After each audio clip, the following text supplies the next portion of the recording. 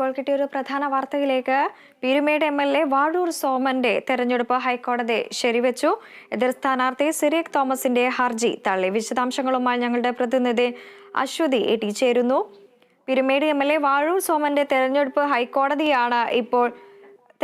ഹൈക്കോടതി ശരിവെച്ചു. എതിർ സ്ഥാനാർത്ഥി സിറിയക് തോമസിന്റെ ഹർജി തള്ളുകയും ചെയ്തിരിക്കുന്നു. വിശദാംശങ്ങൾ എന്തൊക്കെയാണ്?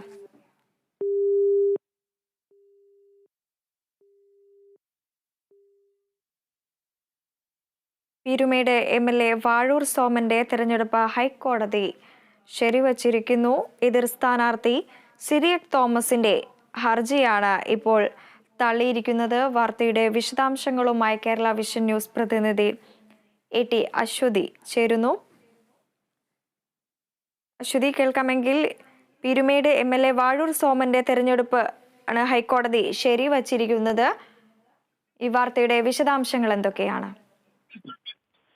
വൃന്ദ, വാഴൂർ സോമന്റെ തെരഞ്ഞെടുപ്പ്, അതായത് സമർപ്പിച്ച ഹർജിയിൽ ഈ തെരഞ്ഞെടുപ്പ് വെച്ചിരിക്കുകയാണ് ഹൈക്കോടതി. പീരുമേട് എം.എൽ.എ. വാഴൂർ സോമന്റെ തെരഞ്ഞെടുപ്പ് ഹൈക്കോടതി ശരിവെക്കുകയാണ്. എതിർ സ്ഥാനാർത്ഥി സിറിയക് തോമസിന്റെ ഹർജി തള്ളിയിരിക്കുകയാണ്. തെരഞ്ഞെടുപ്പ് ക്രമക്കേട് ആരോപിച്ചായിരുന്നു സിറിയക് തോമസ് ഹർജി നൽകിയത്.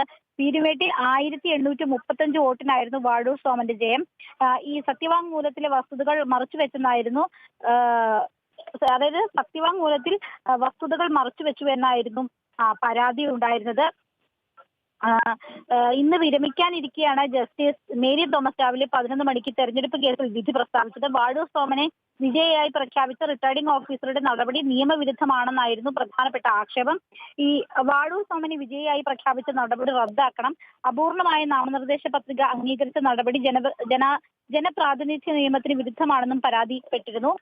സംസ്ഥാന വെയർഹൌസിംഗ് കോർപ്പറേഷൻ ചെയർമാനായിരിക്കെയാണ് വാഴൂർ സോമൻ നിയമസഭാ തെരഞ്ഞെടുപ്പിൽ മത്സരിക്കാൻ നാമനിർദ്ദേശ പത്രിക നൽകിയത്. ഇത് ഇരട്ട പദവിയുടെ പരിധിയിൽ വരുമെന്നാണ് UDF സ്ഥാനാർത്ഥിയുടെ ആക്ഷേപം. 2021 നിയമസഭാ തെരഞ്ഞെടുപ്പിൽ പീരുമേട് മണ്ഡലത്തിൽ ഇടതുപക്ഷ ജനാധിപത്യ മുന്നണി സ്ഥാനാർത്ഥിയായ വാഴൂർ സോമനെ വിജയിയായി പ്രഖ്യാപിച്ച തെരഞ്ഞെടുപ്പ് കമ്മീഷന്റെ തീരുമാനം നിയമവിരുദ്ധമാണെന്നും ഹർജിക്കാരൻ വാദിച്ചു. അതുകൊണ്ട് തന്നെ വാഴൂർ സോമനെ വിജയിയായി പ്രഖ്യാപിച്ച ഓഫീസറുടെ നടപടി റദ്ദാക്കണമെന്നായിരുന്നു ആവശ്യം. ഇതാണ് ഇപ്പോൾ ഹൈക്കോടതി തള്ളിയിരിക്കുന്നത്. വൃന്ദ, ശരി, വ്യക്തമാണ്.